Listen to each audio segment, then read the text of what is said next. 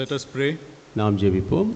Heavenly Father, we thank you and praise you and bless you that you have given us an opportunity to come and worship you.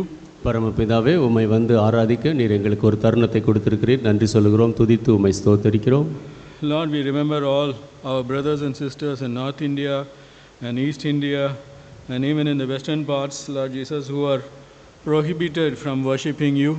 ஆண்டவரே, எங்களுடைய சகோதரர்கள் வட இந்தியாவில், கிழக்கு இந்தியாவில், மேற்கு இந்தியாவில் இருக்கிறார்கள். அங்கு பல இடங்களிலே உம்மை ஆராதிக்கக்கூடாதபடி அவர்களுக்கு தடை இருக்கிறது. Lord, we pray that you will open the doors for worship. ஆண்டவரே, ஆராதனைக்கான வாசல்களை நீர் திறக்கும்படியாக நாங்கள் ஜெபிக்கிறோம். We want that freedom to worship you. ஆண்டவரே, உம்மை ஆராதிக்கும் சுயாதீனம் எங்களுக்கு வேண்டும். Even now as we meditate on this word, இப்பொழுதும் உம்முடைய வார்த்தையை நாங்கள் தியானிக்கும் போது, let the words of my mouth and the meditations of all our hearts be acceptable in your sight. என்னுடைய வாயின் வார்த்தையும் இருதயத்தின் தியானமும் உம்முடைய பார்வையில் ஏற்றுக்கொள்ளப்படட்டும். In the mighty name of Jesus Christ I pray. Amen. இயேசு கிறிஸ்துவின் வல்ல நாமத்தில் ஜெபிக்கிறேன். ஆமென். The topic for today's sermon is about souls. இன்றைய பிரசங்கத்திற்கான தலைப்பு ஆத்துமாக்களை குறித்தது. What is the status of our soul? நம்முடைய ஆத்துமாவின் நிலைமை என்ன?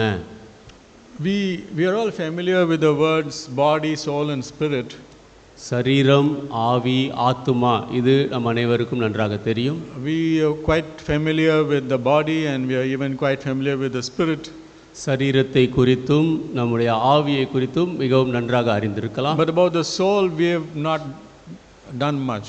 ஆனால் ஆத்துமாவை குறித்து நாம் அதிகமாக அறியவில்லை. What is the soul? ஆத்துமா என்றால் என்ன? The soul is the personality of a person, his mind, his emotions and his own self-awareness. ஆத்துமா என்பது ஒரு நபருடைய ஆழ்தத்துவமாக இருக்கிறது. அவனுடைய மனது, அவனுடைய உணர்ச்சிகள், அவன் தன்னை குறித்து அறிந்திருக்கும் காரியம். It's the ability of that person to reason, to love, to hate and to choose right from wrong. ஒரு நபர் நேசிப்பதற்கு, பகைப்பதற்கு, சரி தவறை தெரிந்து கொள்ளுவதற்கு அவனுக்குள்ளாக இருக்கக்கூடிய திறமை அது. And at death, the soul is it is separatable from the body. மரிக்கும் பொழுது இந்த ஆத்மாவானது சரீரத்தை விட்டு பிரிக்கப்படுகிறது. Whereas the spirit is that innermost part of a human being which basically transacts with God. ஆனால் ஆவி என்று சொல்லும் பொழுது அது ஒரு மனிதனுடைய உள்ளான ஒன்றாக இருக்கிறது. அது தேவனோடு சம்பாஷிக்கக்கூடியதாக, உரையாடக்கூடியதாக இருக்கிறது. God consciousness, தேவனை குறித்த உணர்வு. The way when we worship in spirit. நாம் ஆராதிக்கும் பொழுது ஆவியில் ஆராதிக்கிறோம். God is a spirit, we must worship him in spirit and in truth, it says the Bible. வேதம் சொல்லுகிறது தேவன் ஆவியாய் இருக்கிறார், நாம் ஆவியோடு உண்மையோடு அவரை ஆராதிக்க வேண்டும். The Bible very clearly says that these are all separate, distinct entities: soul, body, soul and spirit. வேதம் மிக தெளிவாக சொல்லுகிறது, சரீரம், ஆவி, ஆத்துமா இவைகள் எல்லாம் தனித்தனியானவைகள். And then the Bible says these three are separated by the word of God. இன்னும் வேதம் சொல்லுகிறது இவைகள் தேவனுடைய வார்த்தையினாலே பிரிக்கப்படுகிறது. Hebrews 4:12. எபிரேயர் 4:12.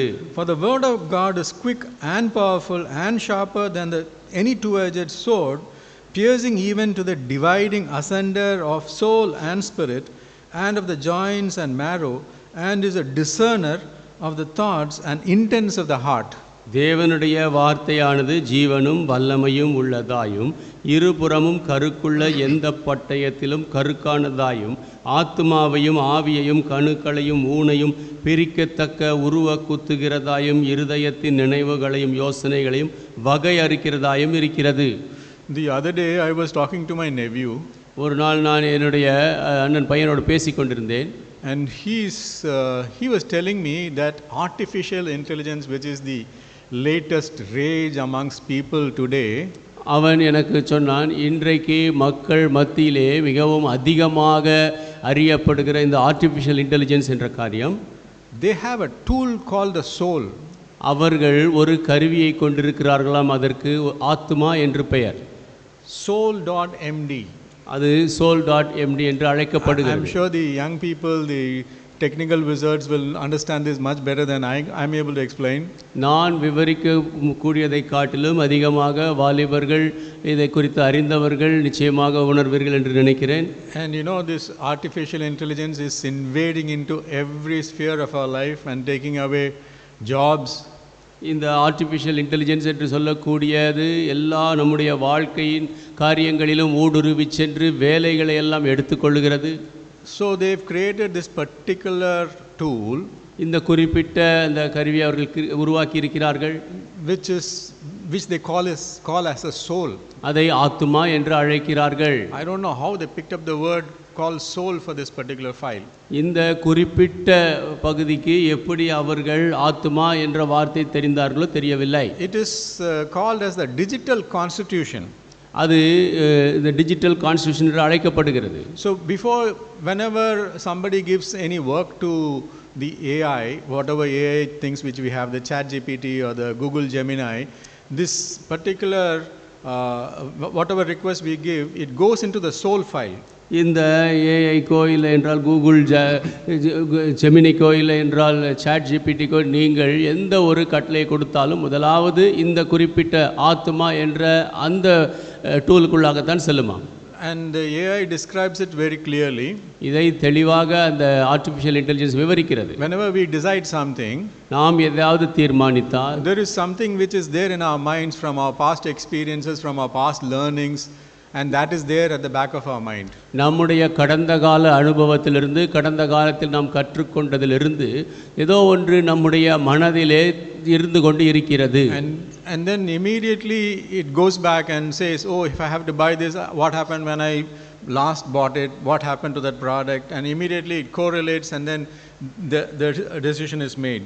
நான் எதையாவது வாங்க வேண்டும் என்றால் உடனடியாக கடந்த முறை நான் எப்படி வாங்கினேன், என்ன மாதிரி வாங்கினேன் என்றெல்லாம் அதோடு ஒப்பிட்டு பார்த்து தீர்மானம் எடுக்க உதவுகிறது. But when it comes to the AI, they've created a separate thing which is basically storing whatever we have done earlier to go and refer. ஆனால் இந்த ஆர்டிஃபிஷியல் இன்டெலிஜென்ஸுக்கு வரும் பொழுது நாம் முன்பு என்னவெல்லாம் செய்தோமோ அவையெல்லாம் பிற்காலத்திலே பார்க்கத்தக்கதாக, அறிந்து கொள்ளத்தக்கதாக அது ஸ்டோர் செய்யப்பட்டு வைக்கப்படுகிறது. So just like the human mind, it goes, whenever we give a request, that request goes immediately to the soul of the AI, connects with it and then tells, this is what you had done earlier, this is what you decided earlier, and this is what it is now. மனித மனதை போன்றதுதான். நீங்கள் ஒரு கட்டளையை கொடுக்கும் பொழுது உடனடியாக அந்த ஏஐயில் இருக்கக்கூடிய அந்த சோல் என்ற அந்த இதற்கு அந்த கருவிக்குள்ளாக சென்று அது இப்படியாக பதில் தருகிறது. நீங்கள் போன முறை இதைத்தான் செய்தீர்கள், இப்படித்தான் செய்தீர்கள், இந்த மாதிரி தான் செய்தீர்கள் என்று. Soon we are all going to talk about this soul because the AI is invading everyone's life. இந்த ஆர்டிஃபிஷியல் இன்டெலிஜென்ஸ் எல்லாருடைய ஜீவியத்தையும் ஆக்கிரமித்து வருகிறது. ஆகவே நாம் சீக்கிரத்தில் இந்த ஆத்மாவை குறித்து பேச இருக்கிறோம். Earlier when I spoke here, I said that today we are controlling apps and tomorrow the apps will control us. முன்பு நான் இங்கு பேசிய பொழுது நான் சொன்னேன், இன்றைக்கு இந்த மொபைல் மற்றும் ஃபோனில் வரக்கூடிய ஆப்ஸுகள் நாம் கட்டுப்படுத்துகிறோம், பிற்காலத்தில் அவைகள் நம்மை கட்டுப்படுத்தும் என்றேன். So we'll be talking about the soul, but not of the soul which God has given us, but what the AI is giving us.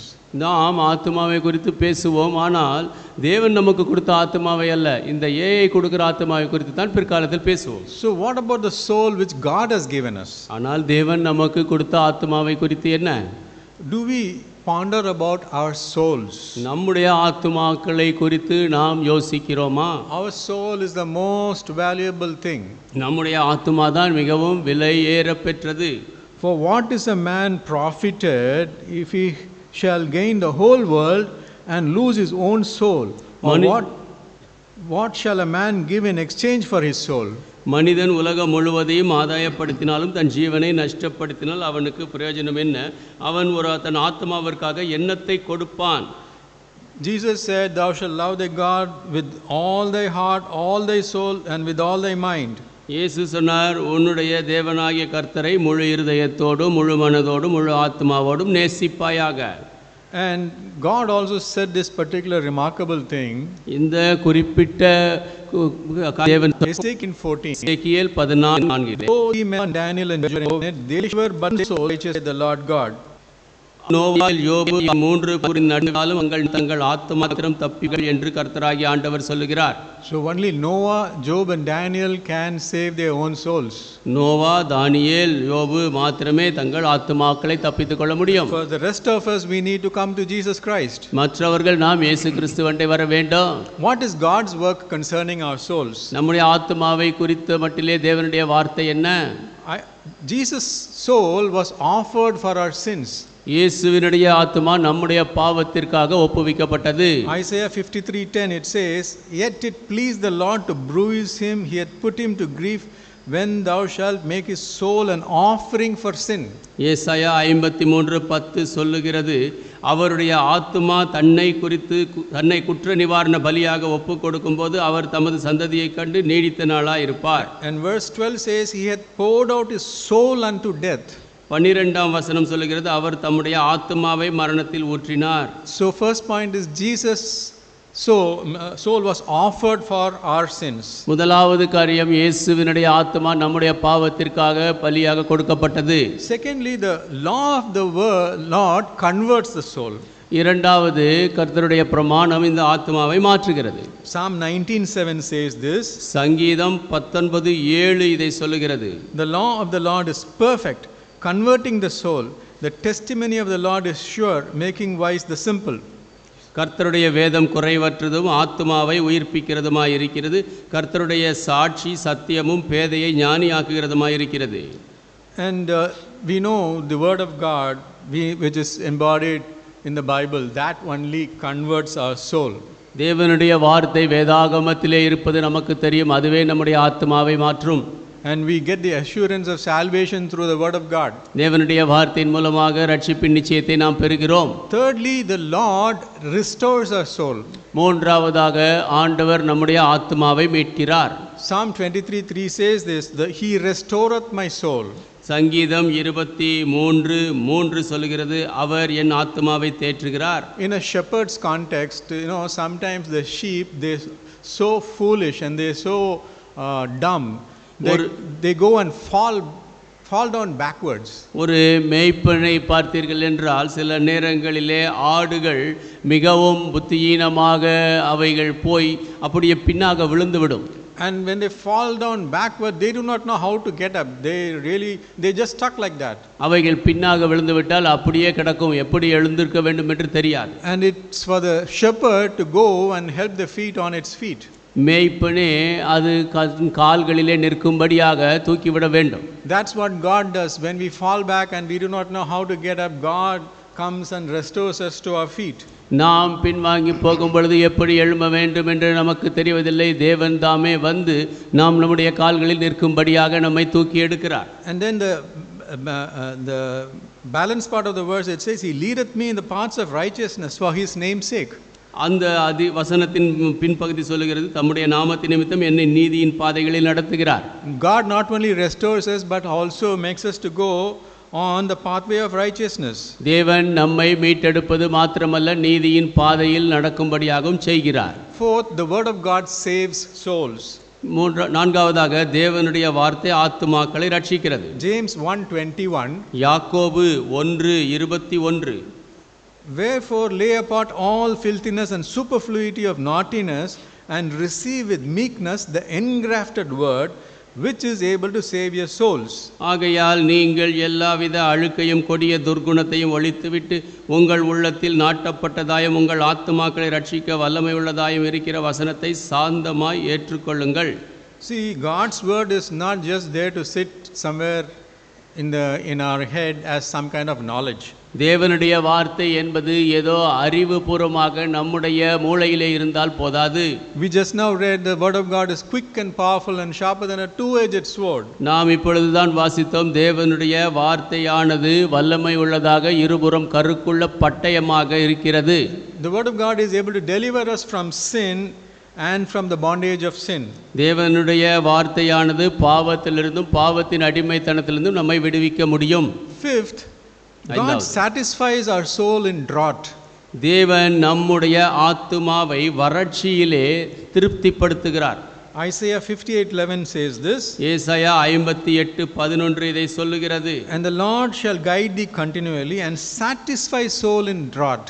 கர்த்தர் நித்தமும் உன்னை நடத்தி மகா வறட்சியான காலங்களில் உன் ஆத்துமாவை திருப்தியாக்குகிறார். There will be seasons of drought in a believer's life. ஒரு விசுவாசியின் ஜீவியத்திலே வறட்சியான காலங்கள் இருக்கும். Please remember Ecclesiastes 3rd chapter. பிரசங்கி 3ஆம் அதிகாரத்தை நினைவில் கொள்ளுங்கள். It talks about 14 seasons.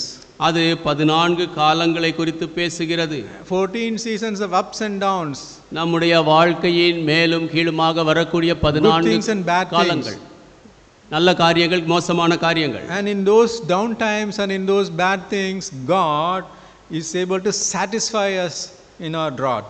அப்படி மோசமான நேரங்களில் நாம் மிகவும் கீழாக இருக்கக்கூடிய நேரங்களில் நம்முடைய வறட்சியிலே தேவன் நம்மை திருப்திப்படுத்த முடியும். And sixth, it talks about Lord comforts and delights, Lord's comforts delights our souls. ஆறாவதாக தேவன் நம்முடைய ஆத்துமாவை தேற்றுகிறார், அதை மகிழ்ச்சி அடையச் செய்கிறார். Psalm 94:19 says this. சங்கீதம் 94:19 இதை சொல்லுகிறது. In the multitude of my thoughts within me, thy comforts delight my soul. என் உள்ளத்தில் விசாரங்கள் பெருகுகையில் உம்முடைய ஆறுதல்கள் என் ஆத்துமாவை தேற்றுகிறது. The multitude means our thoughts are full of anxiety, tension, worry, stress. பெருகுதல் என்று சொல்லும் பொழுது நம்முடைய யோசனைகள் மிகவும் அதிக ஏக்கத்தோடு, பயத்தோடு, மற்ற காரியங்களை கொண்டதாக இருக்கிறது. In the midst of all this, God delights our soul. இவைகளின் மத்தியிலே தேவன் நம்முடைய ஆத்துமாவை மகிழ்ச்சி அடையச் செய்கிறார். Delight means what? Delight means to soothe ourselves, to bring joy. மகிழ்ச்சி என்று சொல்லும் பொழுது நமக்கு சந்தோஷம் வரும்படியாக நம்மை ஆறுதல் படுத்தி தேற்றுவது. So these are the 6 things which God does for our souls. இந்த 6 காரியங்களை தேவன் நம்முடைய ஆத்மாவிற்காக செய்கிறார். And then the Bible talks about several kinds of souls. There are about 10 different souls which is described in the Bible. வேதத்திலே 10 வித்தியாசமான ஆத்துமாக்களை குறித்து விவரிக்கப்பட்டிருக்கிறது. One is the living soul. ஒன்று ஜீவனுள்ள ஆத்துமா. When God formed Adam, he breathed into his nostrils the breath of life, and that man became a living soul. தேவன் ஆதாமை உருவாக்கிய பொழுது அவனுக்குள்ளாக அவர் ஜீவ சுவாசத்தை ஊதினார். அப்பொழுது மனிதன் ஜீவ ஆத்மாவானான். And 1 Corinthians 15:45 says the first man Adam was made a living soul. 1 கொரிந்தியர் 15:45 சொல்லுகிறது, முதலாம் மனிதனாகிய ஆதாம் ஜீவ ஆத்மாவானான். And the second type of soul is the longing soul. இரண்டாவது விதமான ஆத்துமா ஏங்கும் ஆத்துமா. Psalm 107 verse 8 in Tamil, it says, for he satisfies the longing soul and filleth the hungry soul with goodness. சங்கீதம் 107:8 தவணமுள்ள ஆத்துமாவை கர்த்தர் திருப்தியாக்கி பசியுள்ள ஆத்துமாவை நன்மையினால் நிரப்புகிறார். In a desert, when somebody is traveling, he could get lost, and then he longs for food and water. வனாந்தரத்திலே யாராவது பிரயாணம் பண்ணினால் அவர்கள் தொலைந்து போகும் வாய்ப்புகள் உண்டு. அப்பொழுது ஆகாரத்திற்காக, தண்ணீருக்காக ஏங்குவார்கள். The longing soul represents a person with an intensely, deeply felt spiritual hunger. அவர்கள் தவணமுள்ள ஆத்மா என்று சொல்லும் பொழுது ஆவிக்குரிய ஆழமான பசி கொண்டவர்களை குறிக்கிறது. Which only God can satisfy. அதை தேவன் மாத்திரமே திருப்திப்படுத்த முடியும். David is the ultimate example of a longing soul. ஒரு தவணமுள்ள ஆத்மாவிற்கு தாவீது தான் மிகப்பெரிய உதாரணம். And third, it talks about the bitter soul. மூன்றாவதாக கசப்பான ஆத்மாவை குறித்து பேசுகிறது. When Hannah went and prayed in the temple, அன்னாள் ஆலயத்தில் சென்று ஜெபித்த பொழுது the priest mistook her for somebody who had drunken wine. அவள் ஏதோ மதுபானம் அருந்தி இருப்பவள் என்று அந்த ஆசாரியன் நினைத்து கொண்டார். So she says, no, I'm praying because of the bitterness of my soul. I don't have a child. அவள் சொன்னாள், இல்லை நான் என்னுடைய இருதயத்தின் கசப்பின் நிமித்தமாக நான் ஜெபிக்கிறேன், எனக்கு குழந்தை இல்லை என்று சொன்னாள். Job talks about the bitterness of his soul. யோபு தன்னுடைய ஆத்துமாவின் கசப்பை குறித்து பேசுகிறார். Hezekiah also. எசேக்கியாவும் கூட. Isaiah 38:15 says this. ஏசாயா 38:15 இதை சொல்லுகிறது. I shall go softly all my years in the bitterness of my soul. last part of 15. ஏசாயா 38:15 பின்பகுதி, என் ஆயுசின் வருஷங்கள் எல்லாம் என் ஆத்மாவின் கசப்பை நினைத்து நடந்து கொள்வேன். Bitterness of our souls. நம்முடைய ஆத்மாவின் கசப்பு. Are we sensitive to the bitterness inside our souls? நம்முடைய ஆத்மாவின் கசப்பை குறித்து உணர்வுள்ளவர்களாக நாம் இருக்கிறோமா? Fourth, the Bible talks about the liberal soul. நான்காவது, வேதாகமம் விடுவிக்கப்பட்ட ஆத்மாவை குறித்து பேசுகிறது. Proverbs 11:25 says this. நீதிமொழிகள் 11:25 இதை சொல்லுகிறது. The liberal soul shall be made fat. உதார குணமுள்ள ஆத்மா செழிக்கும். It means a person who is willing to give willingly and cheerfully and without any kind of restraint. அப்படியானால் ஒரு மனிதன் எந்த விதமான கட்டுப்பாடுமின்றி மனமுவந்து தாராளமாக கொடுக்க ஆயத்தமாக இருக்கிறான் என்ற அர்த்தம். The best example of the liberal soul in the Bible is the widow. உதார குணமுள்ள ஆத்மாவுக்கு மிகச் சிறந்த உதாரணம் வேதத்திலே அந்த விதவை. Mark 12th chapter talks about it. Mark 12ஆம் அதிகாரம் இதை குறித்து பேசுகிறது. The poor widow came and threw in 2 mites into the offertory. ஏழை விதவை வந்தாள், அந்த காணிக்கை பெட்டியிலே 2 காசை போட்டாள். And Jesus said everybody else cast their offerings because of their abundance, but she of her want did cast in all that she had, even all her living. இயேசு சொன்னார், மற்றவர்கள் அனைவரும் அவர்களுக்கு இருந்ததிலிருந்து கொடுத்தார்கள், ஆனால் இவளுக்கு உரியதையே கொடுத்து விட்டாள், அவள் ஜீவனத்துக்கென்று இருந்ததை கொடுத்து விட்டாள் என்றார். She had no abundance, அவளுக்கு அதிகமாக ஒன்றுமில்லை, but she had an abundant liberal soul. ஆனால் அவள் அபரிதமான உதார குணமுள்ள ஆத்மாவை கொண்டிருந்தாள். And we need to be a liberal soul. நாம் ஒரு உதார குணமுள்ள ஆத்மாவாக இருக்க வேண்டும். Generously helping others, giving to others when they are need. மற்றவர்கள் தேவையில் இருக்கும் பொழுது தாராளமாக அவர்களுக்கு கொடுப்பது. Next, the Bible talks about the idle soul. அடுத்ததாக வேதாகமம் சோம்பேறி ஆத்மாவை குறித்து பேசுகிறது. Same Proverbs 19:15th verse, it says, an idle soul shall suffer hunger. நீதிமொழிகள் 19:15 சொல்லுகிறது, சோம்பல் தூங்கி விழப்பண்ணும் அசதியானவன் பட்டினியாயிருப்பான். And this deep sleep is not a peaceful sleep. இந்த ஆழமான உறக்கம் சமாதானமான உறக்கம் அல்ல. It's a state of spiritual blindness and numbness. அது ஆவிக்குரிய மந்தத்தன்மையையும் ஆவிக்குரிய குருட்டுத்தன்மையும் குறிக்கிறது. What are the characteristics of an idle soul? ஒரு சோம்பேறியான ஆத்மாவின் குணாதிசயங்கள் என்ன? The idle soul makes excuses. இந்த சோம்பேறியான ஆத்மா சாக்கு சொல்லும். Proverbs 22:13 says this. நீதிமொழிகள் 22:13 இதை சொல்லுகிறது. The slothful man says, there is a lion without, and if I go into the street I shall be slain. வெளியிலே சிங்கம் வீதியிலே கொலையுண்பேன் என்று சோம்பேறி சொல்லுவான். This idle soul invents excuses to avoid work. இந்த சோம்பேறி ஆத்மா வேலையை தவிர்ப்பதற்கு சாக்குகளை கண்டுபிடிக்கும். Secondly, the idle soul starts but never finishes. இரண்டாவது, இந்த சோம்பேறி ஆத்மா ஆரம்பிக்கும் ஆனால் ஒருபோதும் முடிக்காது. Proverbs 12:27 says this. நீதிமொழிகள் 12:27 இதை சொல்லுகிறது. The slothful man roasteth not that which he took in hunting. சோம்பேறி தான் வேட்டையாடி பிடித்ததை சமைப்பதில்லை. This person has gone to hunt food and has brought that hunted food. இந்த நபர் உணவை வேட்டையாடி எடுக்கும்படியாக போனார், வேட்டையாடி கொண்டு வந்தார். But he is too lazy to cook it. ஆனால் அதை சமைப்பதற்கோ சோம்பேறியாக இருந்தான். So a person starts a good thing but he is never able to complete it.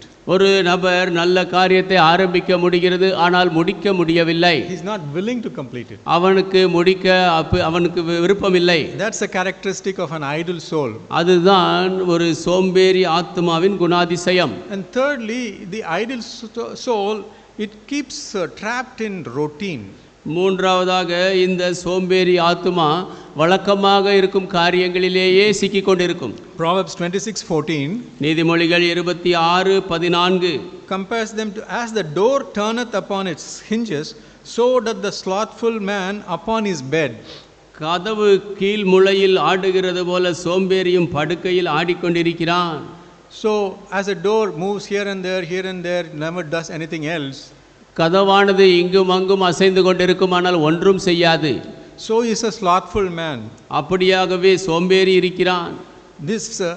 The best example of this slothful man is the person who received 1 talent. சோம்பேறி மனிதனுக்கு மிகச்சிறந்த உதாரணம் ஒரு தாலந்தை பெற்றவன். That man did nothing with that one talent. அந்த ஒரு தாலந்தை கொண்டு அவன் ஒன்றும் செய்யவில்லை. He went and dug a pit and put that money inside. அவன் சென்று ஒரு குழியை தோண்டி பணத்தை புதைத்து வைத்தான். And God chastised him. தேவன் அவனை சிட்சித்தார். And the idle soul shall suffer hunger. சோம்பேறி ஆத்துமா பசியில் இருக்கும். And what is the danger of idleness? சோம்பேறித்தனத்தினுடைய அபாயம் என்ன? It is open to temptation. சோதனைக்கு அது திறந்து கொடுக்கும். An idle mind is a devil's workshop, we hear. நாம் என்ன கேட்கிறோம் என்றால் சோம்பேறியினுடைய மனது பிசாசினுடைய வேலை ஸ்தலம். It makes it easy for Satan to invade it with all sinful thoughts, all lusts and destructive habits. பாவ யோசனைகளோடு இச்சைகளோடு அழிக்கும் பழக்கங்களோடு ஒரு மனிதனை மேற்கொள்வது சாத்தானுக்கு சுலபமாக இருக்கும். Paul says in 2 Thessalonians, if any man should not work, neither should he eat. 2 தெசலோனிக்கேயரிலே Pavul சொல்கிறார், ஒருவன் வேலை செய்யவில்லை என்றால் அவன் சாப்பிடவும் கூடாது. And fifth, the Bible talks about a thirsty soul. ஐந்தாவதாக வேதாகமம் தாகமுள்ள ஆத்மாவை குறித்து பேசுகிறது. As cold waters to a thirsty soul, so is good news from a far country. குளிர்ந்த தண்ணீரானது தாகமுள்ள ஆத்மாவுக்கு நன்றாக இருப்பது போல தூரத்திலிருந்து வரக்கூடிய நல்ல செய்தி.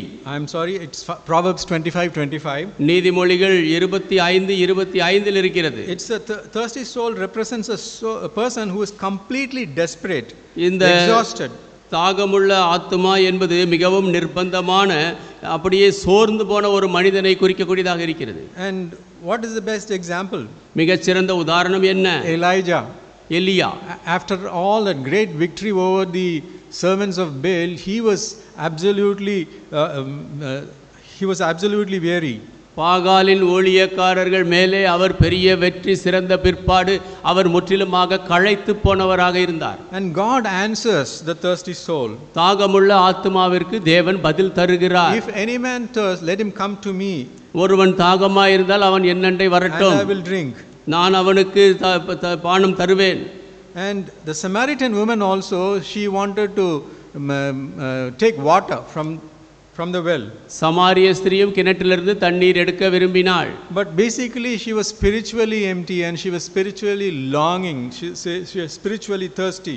ஆனால் அடிப்படையிலே அவள் ஆவிக்குரிய ரீதியிலே வெறுமையாக இருந்தால், ஏங்கிக் கொண்டிருந்தாள், ஆவிக்குரிய தாகம் கொண்டவளாக இருந்தாள். So John 4:14, யோவான் 4:14, Jesus tells her, but whosoever drinketh the water that I shall give him shall never thirst. இயேசு அவளுக்கு சொன்னார், நான் கொடுக்கும் தண்ணீரை குடிக்கிறவனுக்கு ஒரு காலம் தாகம் உண்டாகாது. And seventh, the Bible talks about the hungry soul. ஏழாவது வேதாகமம் பசியுள்ள ஆத்மாவை குறித்தும் பேசுகிறது. Proverbs 27:7. நீதிமொழிகள் 27:7. But to the hungry soul everything bitter is sweet. பசியுள்ளவனுக்கோ கசப்பான பதார்த்தங்களும் தித்திப்பாயிருக்கும்.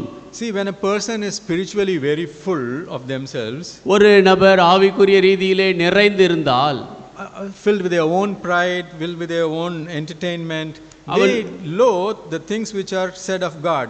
அவன் பெருமையிலும் தன்னுடைய சொந்த பொழுதுபோக்கிலும் நிறைந்தவனாக இருப்பான் என்றால் அவனுக்கு தேவனுடைய காரியங்களை அவன் விரும்ப மாட்டான். They'll find every sermon totally uninteresting.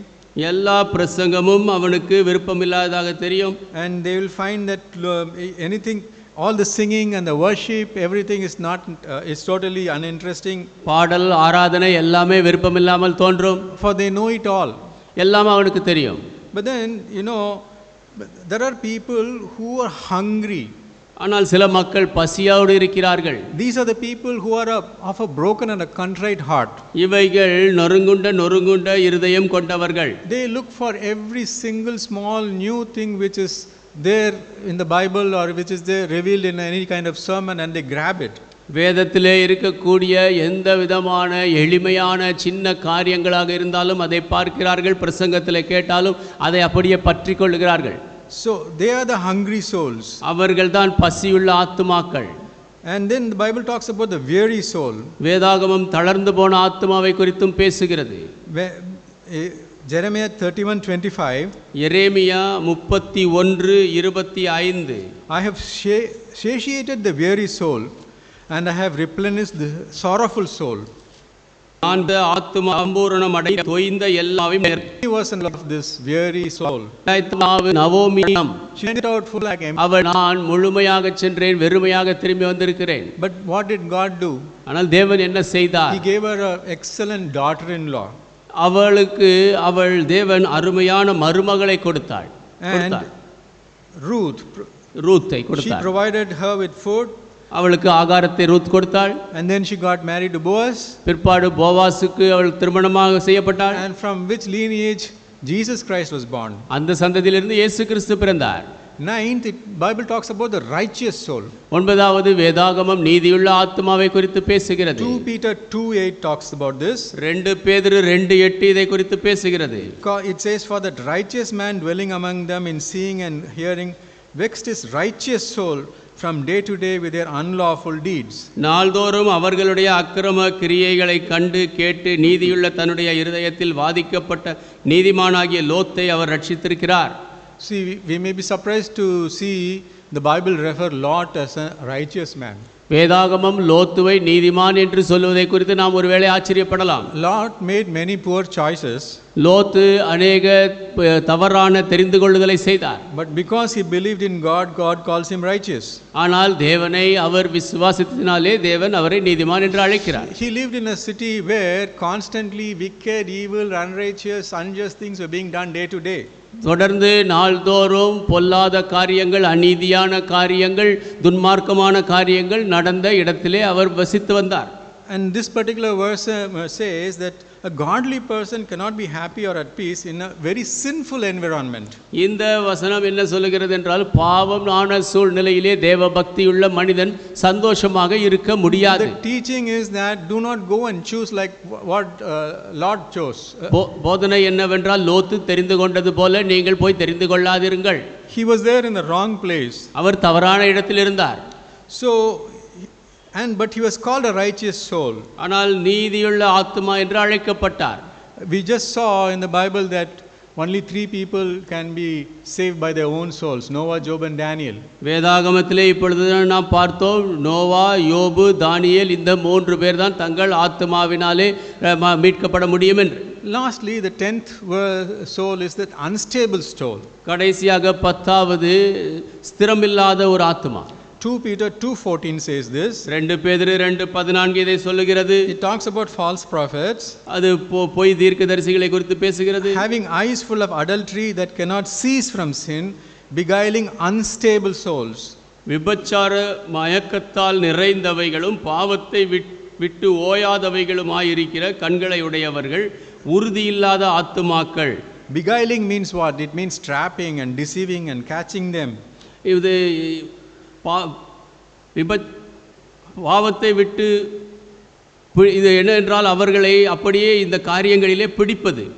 So who are these people who are unstable? ஸ்திரமில்லாத இந்த மக்கள் யார்? They are not people who have a strong faith. அவர்கள் உறுதியான விசுவாசம் இல்லாத மக்கள். They are tossed to and fro from different doctrines. அவர்கள் பல கொள்கைகளினாலே இங்கும் அங்கும் அலைக்கழிக்கப்படுகிறார்கள். Ephesians 4:14 says this. எபேசியர் 4:14 இதை சொல்லுகிறது. That we henceforth be no more children, tossed to and fro and carried about with every wind of doctrine by the sleight of men and cunning craftiness, whereby they light in way to deceive. நாம் இனி குழந்தைகளாயிராமல் மனுஷருடைய சூதும் வஞ்சிக்கிறதற்கு ஏதுவான தந்திரமுள்ள போதகமாகிய பலவித காற்றினாலே அலைகளைப் போல அடிபட்டு அலைகிறவர்களாயிராமல். So the unstable soul is vulnerable to be deceived by false prophets. உறுதி இல்லாத ஆத்துமா பொய் தீர்க்கதரிசிகளாலே வஞ்சிக்கப்பட சாத்தியமுள்ளதாக இருக்கிறது. Peter warns that corrupt leaders target these unstable souls. பேதுரு எச்சரிக்கிறார், இப்படியாக கெட்டுப்போன தலைவர்கள் உறுதியில்லாத ஆத்துமாக்களை தாக்குகிறார்கள். Because stable believers, they will see through these false teachers and they will know that this person is not a genuine person. ஏனென்றால் உறுதியான விசுவாசிகளோ இந்த போலியான நபரை அவர்கள் கண்டு கொண்டு இவருடைய காரியங்களில் நேர்மை இல்லை என்று அறிவார்கள். Should anybody call us an unstable soul? யாராவது நம்மை உறுதியில்லாத ஆத்துமா என்று சொல்கிறார்களா? So those were the 10 different souls which we saw. நாம் பார்த்த 10 வித்தியாசமான ஆத்துமாக்கள் இவைகள். what does the Bible instruct us to handle and how to keep our souls? வேதாகமம் நாம் எப்படி கையாள வேண்டும், ஆத்துமாக்களை காத்துக்கொள்ள வேண்டும் என்று சொல்லுகிறது. One, the Bible says, keep your soul diligently. ஒன்று, வேதாகமம் சொல்லுகிறது உங்களுடைய ஆத்துமாவை கருத்தாக காத்துக்கொள்ளுங்கள். Deuteronomy 4:10, உபாகமம் 4:10, only take heed to thyself and keep thy soul diligently, lest thou forget the things which thine eyes have seen, and lest they depart from thy heart all the days of thy life, but teach them thy sons and thy sons' sons. உபாகமம் 4:10, உன் கண்கள் கண்ட காரியங்களை நீ மறவாத படிக்கும், உன் ஜீவனுள்ள நாளெல்லாம் அவைகள் உன் இருதயத்தை விட்டு நீங்காத படிக்கும், நீ எச்சரிக்கையாயிருந்து உன் ஆத்துமாவை ஜாக்கிரதையாய் காத்துக்கொள், அவைகளை உன் பிள்ளைகளுக்கும் உன் பிள்ளைகளின் பிள்ளைகளுக்குமே அறிவிக்க கடவாய். See, Bible says God has not given us a spirit of fear, but of power and love and a sound mind. வேதம் சொல்லுகிறது தேவன் நமக்கு பயத்தின் ஆவியை கொடாமல் ஸ்திரமுள்ள தைரியமுள்ள ஆவியை நமக்கு கொடுத்திருக்கிறார். So using that sound mind, we need to keep our soul diligently. அந்த உறுதியான மனதை கொண்டு நம்முடைய ஆத்துமாவை நாம் உறுதியாக காத்துக்கொள்ள வேண்டும். Secondly, we are asked to seek God with all our souls. இரண்டாவது, நாம் முழு ஆத்துமாவோடு தேவனை தேட வேண்டும் என்று சொல்லப்படுகிறது. Same Deuteronomy 4:29, it says, but if from thence thou shalt seek the Lord thy God, thou shalt find him, if thou seek him with all thy heart and with all thy soul. உபாகமம் 4:29 சொல்லுகிறது, அப்பொழுது அங்கே இருந்து உன் தேவனாகிய கர்த்தரை தேடுவாய், உன் முழு இருதயத்தோடும் உன் முழு ஆத்துமாவோடும் அவரை தேடும்போது அவரை கண்டடைவாய். And we are called to love God with all our souls. முழு ஆத்துமாவோடு தேவனை நேசிக்க சொல்லப்படுகிறது. How do we protect our souls? ஆத்துமாவை எப்படி பாதுகாப்பது? 1 Peter 2:11 says this. 1 பேதுரு 2:11 இதை சொல்லுகிறது. Abstain from fleshly lusts which war against the soul. Second part of 1 Peter 2:11. 1 பேதுரு 2:11, நீங்கள் ஆத்துமாவுக்கு விரோதமாய் போர் செய்கிற மாம்ச இச்சைகளை விட்டு விலகுங்கள். We need to be constantly aware of the fleshly lusts which are basically driving us. நம்மை உந்தி தள்ளுகிற மாம்ச இச்சைகளை குறித்து நாம் உணர்வுள்ளவர்களாக ஜாக்கிரதையாக இருக்க வேண்டும். They basically war against our soul. அவைகள் நம் ஆத்துமாவுக்கு எதிராக போர் செய்கிறது. Secondly, the Bible says flee adultery. இரண்டாவதாக வேதாகமம் சொல்கிறது விபச்சாரத்திற்கு விலகி ஓடுங்கள். Proverbs 6:32 says this. நீதிமொழிகள் 6:32 இதை சொல்கிறது. Whosoever committeth adultery with a woman lacks understanding, but he that do it destroys his own soul. ஸ்திரீயுடனே விபச்சாரம் பண்ணுகிறவன் மதிகெட்டவன், அப்படி செய்கிறவன் தன் ஆத்துமாவை கெடுத்து போடுகிறான். And third, we are called not to commit sin. மூன்றாவது, நாம் பாவம் செய்யக்கூடாது என்று அழைக்கப்பட்டிருக்கிறோம். Sin wrongs the soul. பாவமானது ஆத்துமாவை கெடுக்கும். Proverbs 8:36 says this. நீதிமொழிகள் 8:36 சொல்லுகிறது, he that sinneth against me wrongeth his own soul. எனக்கு விரோதமாய் பாவம் செய்கிறவன் தன் ஆத்துமாவை சேதப்படுத்துகிறான். And fourth, we are called to be careful about what we ask. நாம் என்ன கேட்கிறோமோ அதில் நாம் ஜாக்கிரதையாக இருக்க வேண்டும் என்று நான்காவதாக சொல்லப்படுகிறது. We need to be careful about what we ask God. தேவனிடத்தில் நாம் என்ன கேட்கிறோம் என்பதில் ஜாக்கிரதையாக இருக்க வேண்டும். Psalm 106:15 is an important verse. சங்கீதம் 106:15 முக்கியமான வசனம். And he gave them the request but sent leanness into their soul. அவர்கள் கேட்டதை அவர்களுக்கு கொடுத்தார், அவர்கள் ஆத்துமாக்களிலோ இளைப்பை அனுப்பினார். Bible says elsewhere, you have not because you ask not, and you have not because you ask amiss. வேறு இடத்திலே வேதம் சொல்லுகிறது, நீங்கள் கொள்ளவில்லை ஏனென்றால் நீங்கள் கேட்கவில்லை, நீங்கள் தவறானபடி கேட்டதினாலே பெற்றுக்கொள்ளவில்லை என்று சொல்லுகிறது. Bible says if you ask anything according to his will, he will give it to us. வேதம் சொல்லுகிறது அவருடைய சித்தத்தின் பிரகாரம் நீங்கள் எதையாவது கேட்டால் அவர் உங்களுக்கு தருவார். But if you keep on asking something which is not according to God's will, தேவ சித்தம் இல்லாதபடி நீங்கள் எதையாவது தொடர்ந்து கேட்டுக்கொண்டிருந்தால், because God is a good God, தேவன் நல்ல தேவன் என்பதினாலே, and he will give it, அவர் கொடுப்பார். and the minute we receive it, we will lose all the enthusiasm, all the peace, joy, happiness which we thought we will have. நாம் அதை பெற்றுக்கொண்ட அந்த நேரத்திலேயே நாம் கொண்டிருந்த சந்தோஷம், சமாதானம் எல்லாவற்றையும் நாம் இழந்து போவோம். The Israelites were longing for food. இஸ்ரவேலர்கள் ஆகாரத்திற்காக ஏங்கினார்கள். They, oh, that in Egypt we had this food, that food. எகிப்திலே இந்த உணவு அந்த உணவு இருந்தது என்று சொன்னார்கள். When God gave them manna, they said, no, we don't have any non-vegetarian food. தேவன் மன்னாவை கொடுத்த பொழுது எங்களுக்கு மாம்ச உணவு இல்லை என்று சொன்னார்கள். And when God gave them the quail to eat, தேவன் அவர்கள் சாப்பிடும்படியாக அந்த பறவையை கொடுத்தார். and they went and ate it like mad people. அவர்கள் அப்படியே பைத்தியக்காரர்கள் போல அதை எடுத்து They சாப்பிட்டார்கள். grabbed so much and ate. They took so much and ate. அதை அதிகமாக எடுத்து சாப்பிட்டார்கள். And then what happened? என்ன நேரிட்டது? They got immediately dissatisfied. உடனடியாக திருப்தியற்று போனார்கள். So we need to be careful what we ask God. நாம் தேவனிடத்தில் என்ன கேட்கிறோம் என்பதில் ஜாக்கிரதையாக இருக்க வேண்டும். Fifth, we need to be patient and wait on the Lord. ஐந்தாவதாக நாம் பொறுமையாக தேவ சமூகத்தில் காத்திருக்க வேண்டும். In patience possess you your souls. பொறுமையானது உங்களுடைய ஆத்துமாவை பற்றி கொண்டிருக்கட்டும். Luke 21:19 says that. லூக்கா 21:19 இதை சொல்லுகிறது. In patience possess ye your souls. We are called to be patient and wait for God. உங்கள் பொறுமையினால் உங்கள் ஆத்துமாக்களை காத்துக்கொள்ளுங்கள். And sixth, we need to find rest for our souls. ஆறாவதாக நம்முடைய ஆத்துமாவுக்கு இளைப்பாறுதல் காண வேண்டும். And how do we find rest? எப்படி இளைப்பாறுதல் காண்பது? Jeremiah 6:16 says this. எரேமியா 6:16 இதை சொல்லுகிறது. Thus saith the Lord, stand ye in the ways and see and ask for the old paths, where is the good way, and walk therein, and you shall find rest for your souls. வழிகளிலே நின்று பூர்வ பாதைகள் எவைகள் என்று கேட்டு விசாரித்து நல்ல வழி எங்கே என்று பார்த்து அதிலே நடவுங்கள், அப்பொழுது உங்கள் ஆத்துமாவுக்கு இளைப்பாறுதல் கிடைக்கும் என்று கர்த்தர் சொல்லுகிறார். Joe uncle used to say, preach very often, do not remove the old landmarks. ஜோப் அங்கிள் அவர்கள் அதிகமாக ஜோ அங்கிள் பிரசங்கிப்பார்கள், நீங்கள் பூர்வத்தாரின் எல்லைக்குரிய மாற்றாதீர்கள். Because if you do it, you are diluting it. ஏனென்றால் நீங்கள் அதை செய்கிறீர்கள் என்றால் அதிலே கலப்படம் பண்ணுகிறீர்கள். And the old paths are basically time tested and proven. பழைய வழிகளோ காலத்தாலே நிரூபிக்கப்பட்டவைகள். Stand ye in the ways and ask for the old paths. நீங்கள் வழிகளில் நின்று பூர்வ பாதைகள் எவை என்று கேளுங்கள். Where is the good way, and walk therein, and then we will find rest for our souls. நல்ல வழி எங்கே என்று அறிந்து அதிலே நடவுங்கள், உங்கள் ஆத்துமாவுக்கு இளைப்பாறுதல் கிடைக்கும். And seventh, it says, forget not God's blessings. ஏழாவதாக தேவனுடைய ஆசீர்வாதங்களை மறந்து போகாதீர்கள்.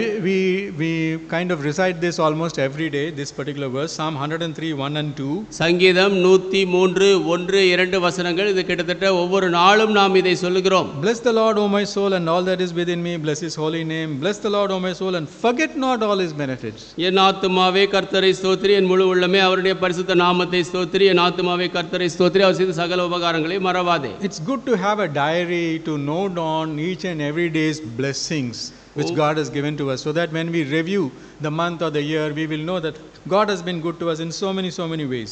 தேவன் நமக்கு செய்த நல்ல காரியங்களை பெற்றுக்கொண்ட ஆசீர்வாதங்களை ஒரு டைரியை வைத்து ஒவ்வொரு நாளும் எழுதி வைப்பது நல்லது. அப்பொழுது மாதம் ஒரு முறை நாம் அதை எடுத்து பார்த்து தேவன் என்னெல்லாம் நமக்கு செய்திருக்கிறார் என்று அறிய முடியும். Lastly, we are called to win souls. கடைசியாக ஆத்துமாக்களை ஆதாயம் பண்ணும்படி அழைக்கப்பட்டிருக்கிறோம். Proverbs 11:30. நீதிமொழிகள் 11:13. And the last part says, and he that winneth souls is wise. ஆத்துமா ஆதாயம் கொள்கிறவன் ஞானமுள்ள. Jesus preached. இயேசு பிரசங்கித்தபோது The first preached. அந்த முதல் Matthew 18 it says. மத்தேயு 18 சொல்லுகிறார். And the kingdom of God is. Our சுதந்திரமுள்ள ராஜ்யமாயிருக்கிறார். So the souls, people of sin. ஆதாயம் பண்ணுவதல் மக்கள் குறித்து அறிய. And then repent of. பிற்பாடு அவர்கள் அதை குறித்து மனம் திரும்ப வேண்டும். And convince the people of the necessity for repentance and confession. பிற்பாடு பாவ அறிக்கையிட்டு மனம் திரும்புதலின் அவசியத்தை மக்கள் உணரும்படி செய்ய வேண்டும். Because the Bible, especially Jesus Christ, he started his preaching life with repentance. வேதாகமத்திலே விசேஷமாக இயேசு கிறிஸ்து அவருடைய பிரசங்கத்தை மனம் திரும்புதலிலிருந்து ஆரம்பித்தார். And then lastly, when he was taken above, he said repentance and remission should be preached among all nations. அவர் பரத்துக்கு எடுத்துக்கொள்ளப்பட்ட பொழுது மனம் திரும்புதலை குறித்தும் பாவ மன்னிப்பை குறித்தும் எல்லா தேசத்தாருக்கும் பிரசங்கிக்கப்பட வேண்டும் என்று சொன்னார். And the last book which is written in the Bible, the book of Revelation, வேதாகமத்திலே எழுதப்பட்ட கடைசி புத்தகம் வெளிப்படுத்தின விசேஷம். in those letters to the various churches, பல சபைகளுக்கு எழுதப்பட்ட அந்த நிருபங்களில் repent is being repeated again and again. மனம் திரும்பு என்பது மறுபடியும் சொல்லப்பட்டிருக்கிறது. So but nowadays the word repentance has become a very unpopular, unfavorable kind of a word. இந்த நாட்களிலே மனம் திரும்புதல் என்பது பிரபலமற்ற, மக்கள் விரும்பாத வார்த்தையாக இருக்கிறது. So when you go and say repent and confess your sins, people might get offended. பாவத்தை அறிக்கையிட்டு மனம் திரும்ப என்று சொல்லும் பொழுது மக்கள் இடரலடைய கூடும். At that time it is necessary for us to stay patiently, quietly, calmly, and explain why it is so important. அந்த நேரத்திலே இது ஏன் மிகவும் முக்கியம் என்று நாம் சொல்லத்தக்கதாக அமைதியாக, சாந்தமாக, பொறுமையாக நாம் காத்திருப்பது நல்லது.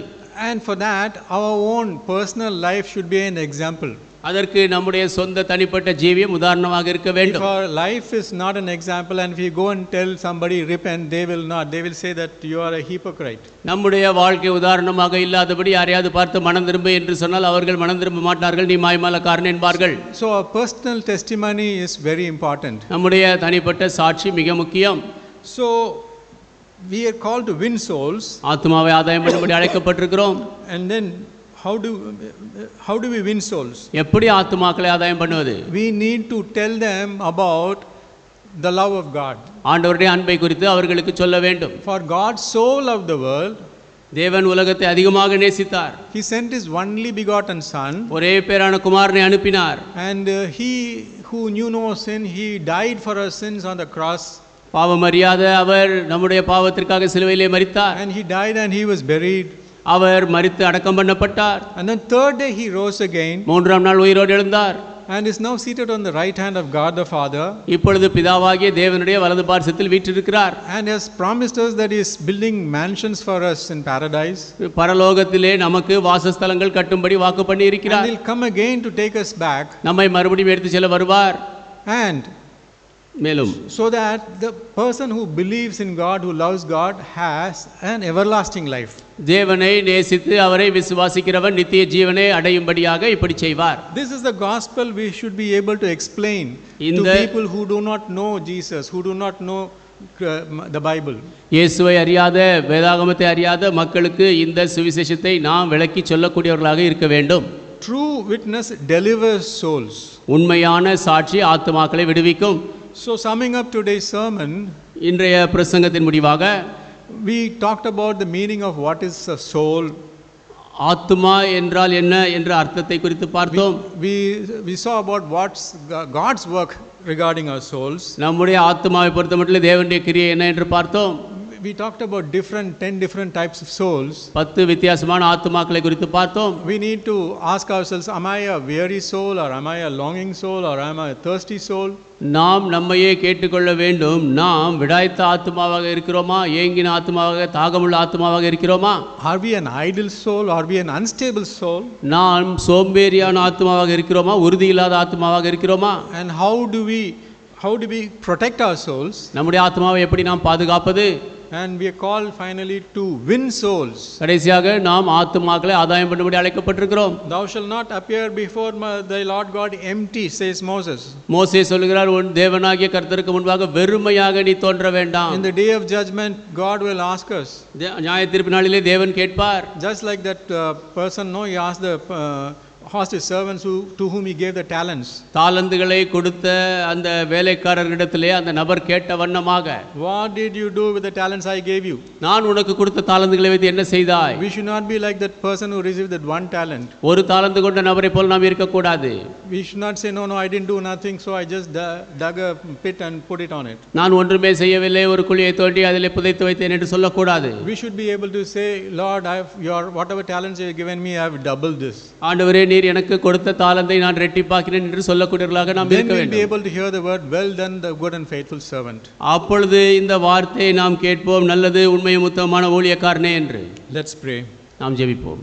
Heavenly Father, we thank you and praise you and bless you for this word. பரமபிதாவே, உம்முடைய வார்த்தைக்காக நன்றி சொல்லி உம்மை துதித்து ஸ்தோத்திரிக்கிறோம். Lord, help us to be conscious about the status of our souls. ஆண்டவரே, எங்களுடைய ஆத்துமாவின் நிலைமையை குறித்து உணர்வுள்ளவர்களாக இருக்க செய்யும். Lord, we thank you for the Bible which is describing so beautifully about the status of our souls. ஆண்டவரே, எங்கள் ஆத்துமாவின் நிலைமையை குறித்து மிக அழகாக விவரிக்கிற வேதாகமத்திற்காக நன்றி.